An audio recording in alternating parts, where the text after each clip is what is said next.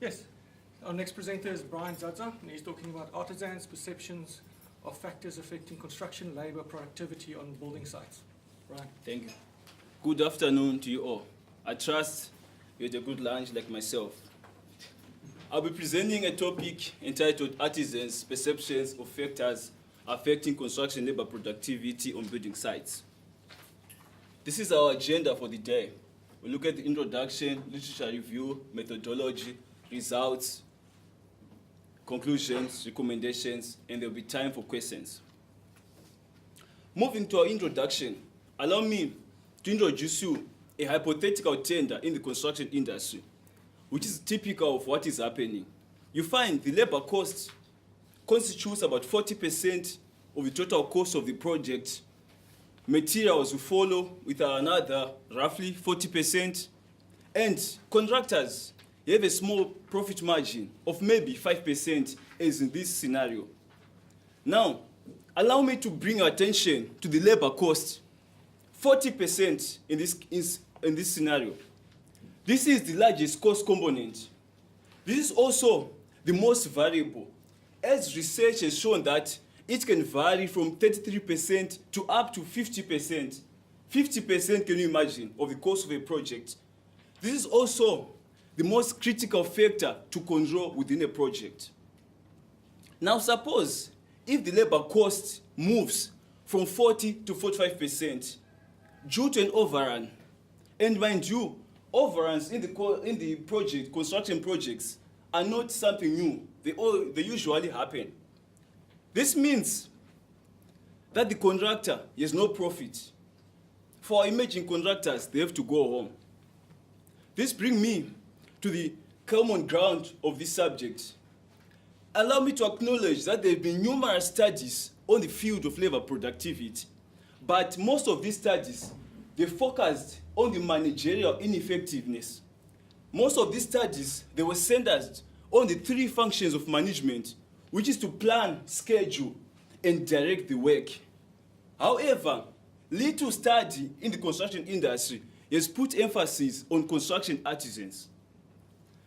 There is need for a research that is focused on construction artisans.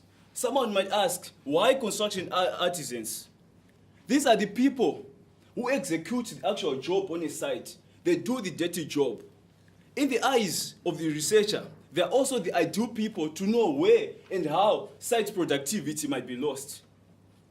Coming to our objectives, the first objective was to identify and rank which of Herzberg's factors affect the satisfaction of employees the most. The second objective was to identify and rank the factors that affect construction labor productivity in order of their importance. To review the literature using Herzberg's factor, Dr. Herzberg proposed that a human being has two sets of needs in the simplest form. The first need, a human being is an animal, and it tries to avoid pain. As you can see on the slides, no one wants pain. The second set of needs, a human being strives to grow psychologically. Everyone wants to move through the ladder of life.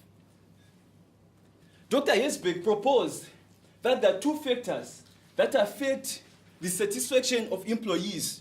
The first one is hygiene factors. These work to prevent dissatisfaction. Example is the salary. The second group of factors is the motivator factors. These are the factors within a workplace which are needed to motivate employees. Example is recognition. Coming to the current study, there have been similar studies that have happened in other countries. Now, as you can see highlighted in red, in a study in Malaysia, recognition was ranked as the most important motivator factor. This was also supported by studies in Seychelles. In Malaysia, as you can see highlighted in orange, the work was ranked second, but when it came to Seychelles, it was ranked number 4. Differences in perception.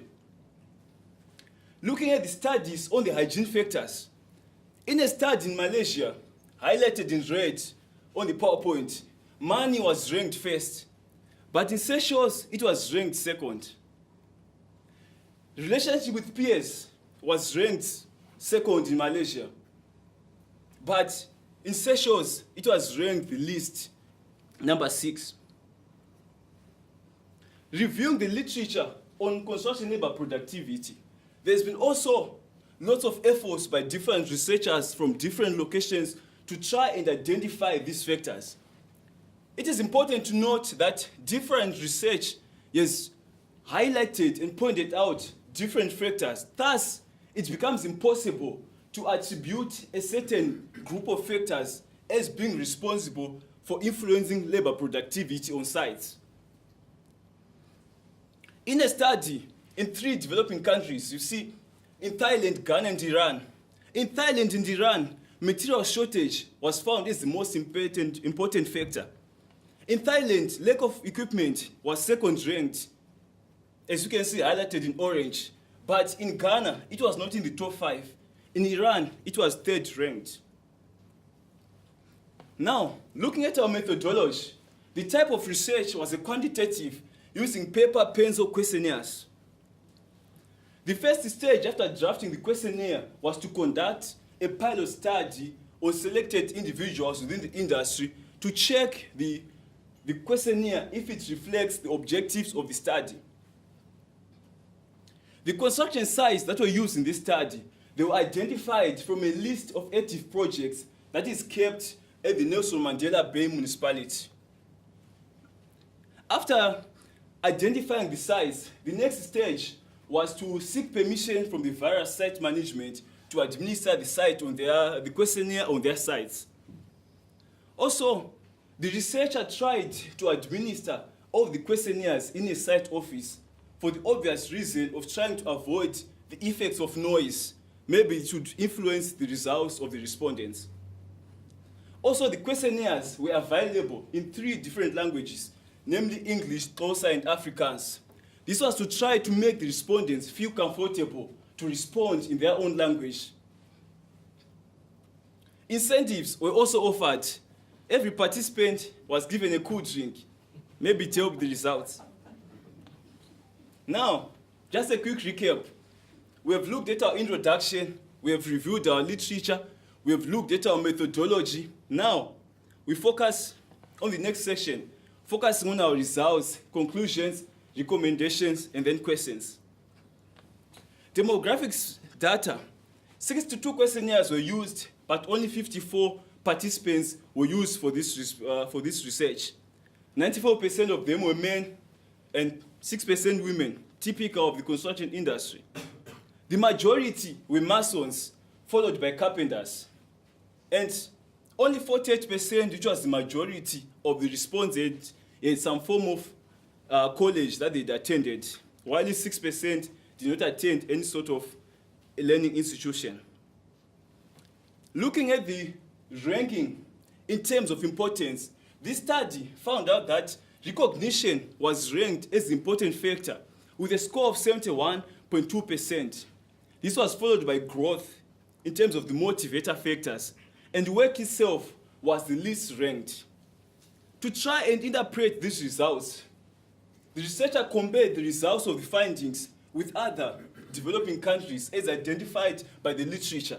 You find recognition was ranked first, highlighted in red on the PowerPoint, in South Africa. This is also supported by studies done in Seychelles and Malaysia. In terms of this study, growth, which is highlighted in orange, was found to be the second most important motivator factor. But in other studies, in Malaysia, it was the 3rd ranked, and in Seychelles, interestingly, it was the least ranked factor. But these are perceptions of the employees. Looking at the hygiene factors, in terms of this study, relationship with peers was found to be the most important hygiene factor with a score of 78%, followed by relationship with supervisors, and money was the least ranked factor according to the construction artisans interviewed. To try to interpret these results by also comparing with other findings from other countries. In South Africa, with the research found relationship with peers as the most important hygiene factor. In Malaysia, it was the second most important. And in Seychelles, it was the least ranked factor. Another interesting factor of which interested the researcher, as you can see highlighted on the PowerPoint in red, in the study in Malaysia, money was important, hygiene factor. In Seychelles, it was the second ranked, and in South Africa, it was the least ranked, number 6. Moving to the factors that affect construction labor productivity, a total of 38 factors were identified. And on the slide, the top 5 are shown. In terms of this study, the respondents say that lack of required construction materials was the most important factor affecting their productivity, with a score of 89%. This was followed by lack of tools and equipment with 83%. To compare this with other studies done in other developing countries, this study found lack of materials as the important factor affecting labor productivity. And this is supported by studies in Thailand and Iran. In Ghana, this was 3rd ranked. Second on the list in South Africa was lack of tools and equipment. In Iran, that same factor was ranked number 3. And in Thailand, it was ranked number 2. And in Ghana, it was not in the top 5, although it contributed to affecting the labor productivity of artisans. Coming to the conclusions, just a brief recap. Our first objective was to identify and rank Herzberg factors. In terms of this research, we can conclude that there are 4 Herzberg factors which affect labor productivity.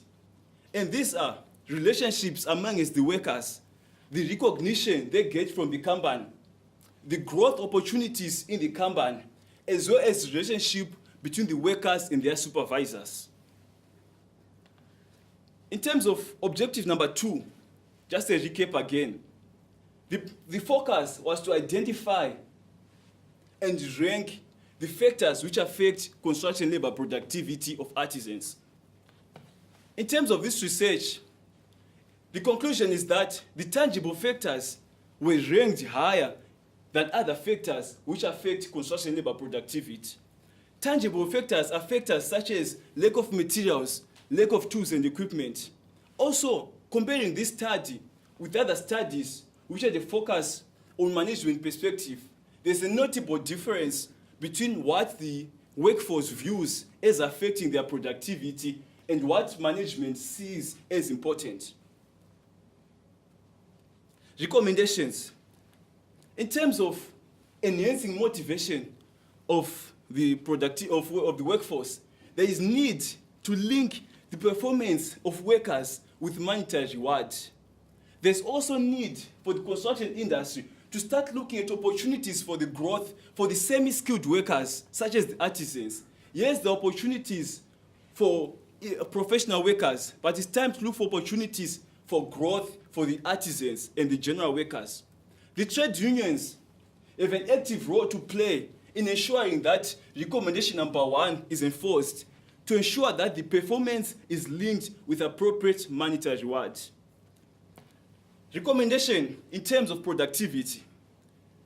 As we see that tangible factors have the most impact on labor productivity, there's need for construction companies to provide detailed schedules to minimize material shortages before executing on a project.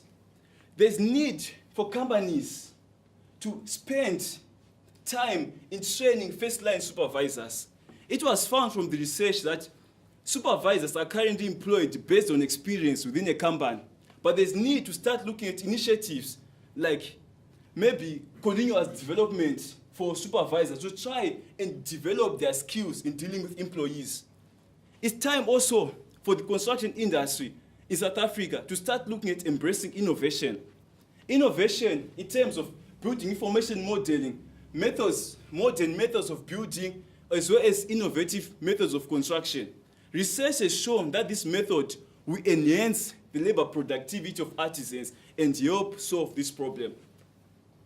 I want to thank you very much for listening.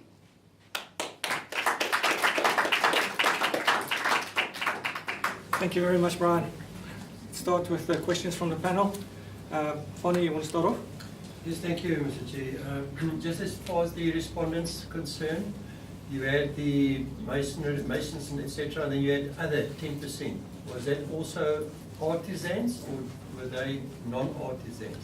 The other 10% were artisans, but they were the trades like tilers, because the questionnaire only focused on the main categories of artisans, but the other small categories such as tilers and those who do maybe prefabrication in them. So the non-artisans was not included at all in the research, no? The Your unskilled laborers? Yes, they were not involved. It was only targeted artisans. Okay. Thank you. And then interesting result to me was that the least important factor for productivity was money. Now, if I look at the many strikes that we have in South Africa, I think we are normally led to believe that those are strike for higher wages. How do you link those two? It was quite interesting as well to the researcher that money was ranked last. But also, I would attribute that to the type of respondents, because most of the artisans were older people with ages of around 40 years plus. So looking at some of the literature, as people get older, money, the way they rank money, it changes. So it doesn't become a primary motivating factor, but they maybe rank other factors such as the growth and other variables within the work. And I'm just asking that because one of your recommendations were also that the trade unions should actually, that the performance should be linked to financial rewards, and that wasn't really an important factor. Yeah, in terms of the overall industry, I would think it's considering the whole construction artisans, I would think it's an important factor that needs to be looked at. But in terms of the research, yes, the money was ranked with least importance. I would concur. Thank you. Otherwise, good presentation. Thank you, sir. Janita? Thank you. I think it was well presented. Just a quick question. How many different sites did your population come from? It came from 21 construction sites. 21 different construction Yes. sites? All in the Eastern Cape? Yes. Did you notice any big differences there, or were they all consistent? Yes, there were quite a number of differences, because you find like there were lots of differences, I would say, in terms of the ranking of the factors from the different sites. Also by different trades, because maybe masons in their own category, they would rank growth just as an argument's sake, and then the plumbers, they would rank another factor. So there were quite some differences. Was there any one of those populations that you identified that didn't put money last? I can't give a generalization because it was a bit. I can't give a generalization. I'm sorry. Ron? Brian, thank you for your presentation. Yes, I basically just want to latch on to the question that Anita had in terms of the various different sites. Is it in Nelson Mandela Bay? Is it private, public sector that you look at? The initial approach was to approach public sector, but when I approached the Construction Industry Development Board, there were not so many sites in Nelson Mandela Bay. So that's why I had to go through the Nelson Mandela municipality. So it was a mixture of private and public projects. Did you identify them separately, or did you just group them together? It was grouped together. Okay. Just in terms of, I also see, and I think Professor Bass alluded to that, but in terms of your recommendations, you said monetary rewards is one of your primary motivations, and also opportunities for growth and training. And I failed to pick up, perhaps I just missed it, but did you talk to them about their need for training and education, perhaps, in the actual artisans or their profession? Did they at all mention or allude to that? Skills, they look at, when you look at the importance of the supervisor-worker relationship, because the relationship with the supervisor was ranked number 2 in order of importance. So the skills development, it goes to enhancing supervisors so that they perform better in dealing with the workers. So skills are mainly development for the supervisors, because the research showed that the relationship between supervisors and workers was affecting the labor productivity more. I understand that completely. The question is just basically, more framed along the lines of, that you've asked them their perceptions, and, Yes. and I just want to understand that they've said that material shortages, for example, is a big concern for them. Yes. But have you alluded to the fact that there might also be a training or lack of education or lack of training in a specific artisan group, okay, that also contributes to a potential problem and so on? So is it purely from their perspective, and did you raise the fact that you also, do you think you need education in certain or additional training? Did you address that at all? No, that was not addressed in the question. No, thank you very much. Okay. Roy? I think you answered my question with regards to training. Thanks, Brian. We Okay. have a couple of minutes left for the audience. Professor Leroux? Thank you very much. A very insightful and very interesting presentation. Did you think at all that politics might influence the attitudes of workers to their employment? Yeah, from the literature, it was identified as politics. But in addressing the questionnaire, it was trying to look at where the literature is focusing on from other research, because other researchers, they didn't look much from a political perspective. They looked much from within the site, what can be changed. So there wasn't much of an external perspective looking into the questionnaire. Because this links to Professor Baser's question and the role of trade unions. Because very often there is a perception amongst South Africans that workers would work if the trade unions didn't impose strikes. Wow, that's an interesting perception.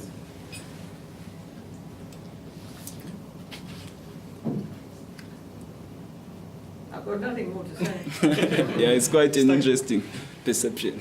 Anything else from our newcomers there? No? Thank you very much, Brian.